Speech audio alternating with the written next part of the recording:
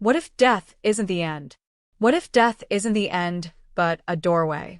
Imagine finding an ancient manual, not just for dying well, but for living fully. A text so powerful that the Beatles, scientists, and hospice centers worldwide use its wisdom. This isn't fiction. This 1,200-year-old Tibetan manuscript was deliberately hidden for centuries, waiting for us. They call it the Bardo Thodol, liberation through hearing. Today I'll show you why this death manual might be life's most practical guide. Stay with me to discover the hidden architecture of your own mind. The Tibetan Book of the Dead isn't just another religious text. It's a precise map of consciousness, revealing how your mind works during both life's transitions and death itself. I'm not just fascinated by its afterlife descriptions, but how it illuminates the transitions we navigate every single day, those moments between anger and calm, between sleeping and waking, between one identity and another. The Tibetan tradition calls these bardas, and mastering them might be the key to freedom. For centuries, this wisdom was reserved for monastics and the dying. Now scientists, psychologists, and everyday people are discovering its remarkable applications for living. I've spent a lot of time studying this text, and what I found will change how you experience everything. The 6 bardas, maps of transition. You're in a bardo right now. Bardo simply means in-between state. Those transitions from one experience to another, they're not just for death. They're happening throughout your life. The word comes from Tibetan. Bar means in between, and do means suspended or thrown. We're constantly moving through these transitions whether we notice them or not. The Tibetan Book of the Dead describes 6 bardas. The first 3 happen during life. The bardo of life, your ordinary waking consciousness, from birth until death. This is what you're experiencing right now, watching this video, thinking about these concepts, feeling curious or skeptical. The bardo of dreams, your consciousness during sleep and dreaming. This happens when you drift off tonight. Those vivid dreams of flying, anxiety dreams about being unprepared, or strange moments when you become aware you're dreaming. The bardo of meditation, the shifts in awareness during deep contemplation. This happens when thoughts dissolve during meditation, when boundaries between yourself and the world soften, when you experience sudden clarity after confusion. The next 3 bardas happen during and after death. The bardo of dying, the moment of death transition. This begins with the dissolution of elements during the dying process and culminates in what the text describes as the clear light of death, when all constructs dissolve. The bardo of Dharmata, where consciousness encounters pure awareness. The text describes visions and experiences representing our own psychological potentials and karmic patterns. The bardo of becoming, where consciousness moves toward rebirth. A dreamlike state where future experience is shaped by both past patterns and present responses. Recognizing these transitions gives you power over your experience. Most suffering comes from not recognizing the temporary nature of these states. We mistake passing experiences for permanent reality. This wisdom wasn't created to stay hidden in monasteries. It was deliberately preserved to help people like us navigate life's transitions with awareness. How this manual came to be. The Tibetan Book of the Dead was composed by the legendary master Padmasambhava in the 8th century during Buddhism's earliest days in Tibet. But here's the fascinating part, he didn't publish it. He deliberately hid it as a terma, or treasure text, buried in caves, knowing it would be discovered centuries later when humanity needed it most. It remained hidden for over 500 years until a Tibetan mystic named Karma Lingpa discovered it while exploring sacred caves in central Tibet. This wasn't accidental. It was a time capsule meant for future generations facing different challenges. Now, let's discover how to actually use this wisdom in your daily life. Mind hacking, the REST method. Let me share a simple method I call REST. R. Recognize the state you're in. E. Embrace the experience without resistance. S. See through its temporary nature. T. Transform by shifting your perspective. Let's practice this right now with a common experience. Anxiety before a presentation. First, recognize. This is anxiety arising. Just name it clearly. nervous thoughts appearing, racing heart happening. Next, embrace. Instead of fighting the feelings, allow the sensations, racing heart, tight chest. No judgment. This isn't about liking the experience, just not wasting energy fighting it. Then, see through. Notice this state arose from specific conditions and will pass when they change. It's not who you are. It's a temporary bardo state flowing through your awareness. Finally, transform. Shift your attention to the awareness that notices these feelings rather than being consumed by them. You're not the anxiety, you're the knowing of it. I've used this practice in my own life during intense transition periods. I remember during a particularly difficult breakup, I was caught in what seemed like endless grief. Every morning I'd wake up with a heaviness that followed me throughout the day. What changed everything was recognizing this as a bardo state, temporary, transitional, not my fundamental identity. This recognition created space between me and grief, allowing me to work with it rather than be consumed by it. Let's try another example. Anger during a traffic jam. Recognize anger arising, frustration happening. Embrace. Feel the heat in your face, the tightness in your body. Don't suppress it or act it out. See through. Notice how this state was triggered by specific conditions and will change. 5 minutes ago, you weren't angry. 5 minutes from now, you might not be either. Transform. Rest in the awareness that notices the anger.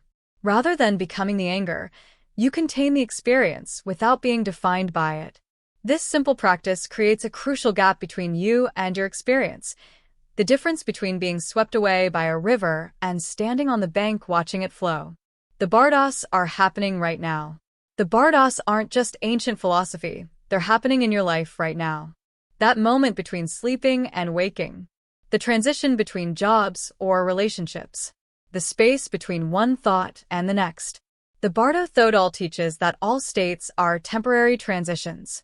Next time you're dealing with pain or difficulty, remind yourself, this too is a bardo, a temporary state that will pass. Buddha meets science. Modern science has begun validating many of the Bardo Thodol's core insights in surprising ways. Neuroscience research confirms what Tibetan Buddhists understood centuries ago. Consciousness exists in distinct transitional states that we can learn to navigate. Studies from the Center for Healthy Minds at the University of Wisconsin have documented how long-term meditators develop measurable changes in brain function, precisely what the Bardo Thodol predicts. These practitioners can consciously enter and navigate different states of consciousness, moving from beta to alpha to theta brainwave states with remarkable control. Carl Jung was among the first Western psychologists to recognize the significance of this text. In 1935, he wrote a psychological commentary on it, seeing the peaceful and wrathful deities described not as external gods, but as manifestations of our own mind. Jung didn't just theorize about these concepts, he applied them in therapy, helping patients navigate what he called liminal spaces between conscious and unconscious awareness. The latest research on psychedelic therapy shows similar patterns, temporary ego dissolution revealing profound psychological insights.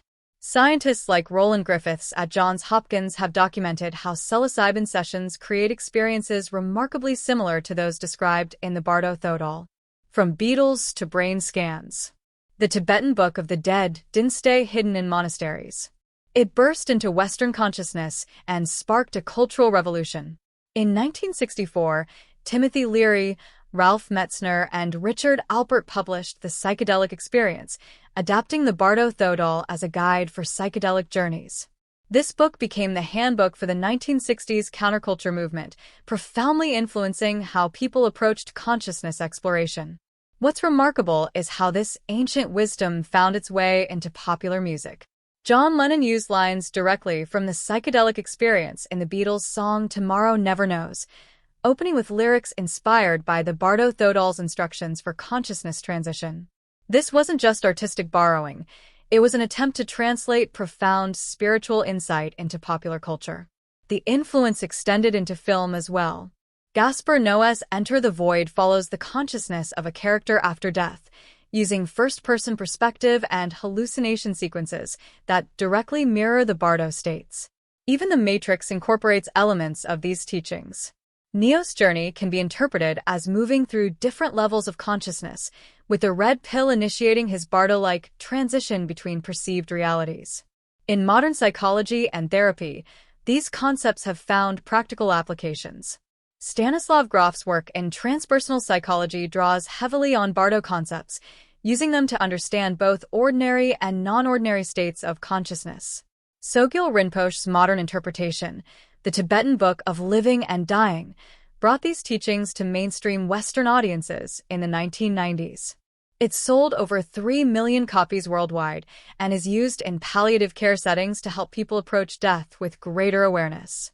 Beyond fear, the ultimate paradox.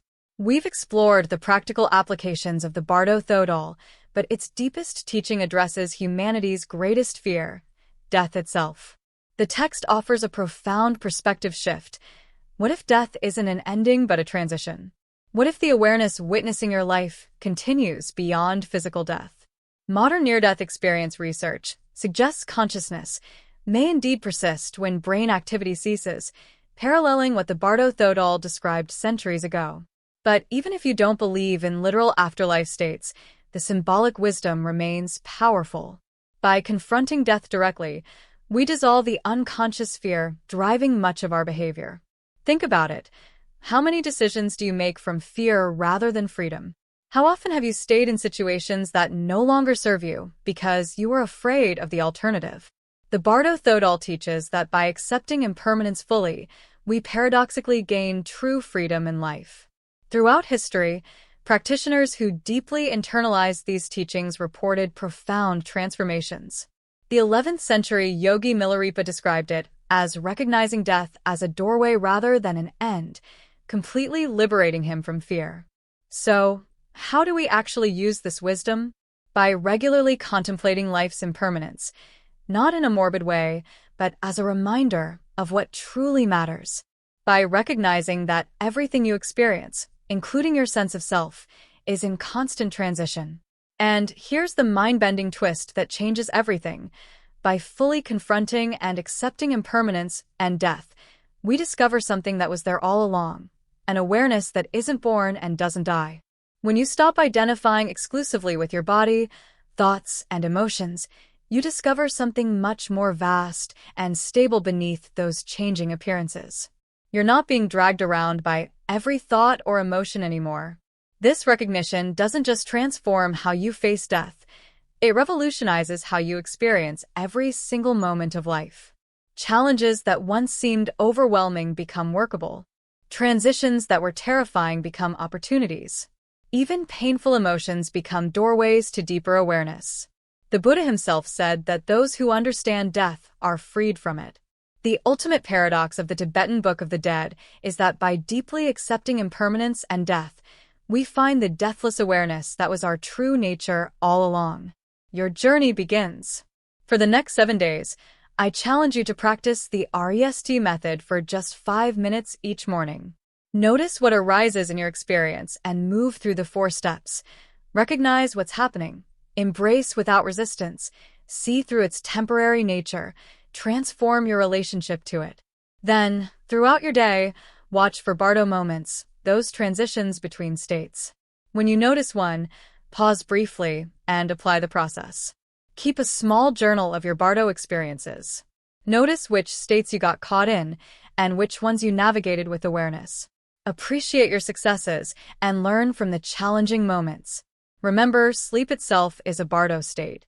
As you drift off tonight, maintain a gentle awareness of the transition from waking to dreaming consciousness.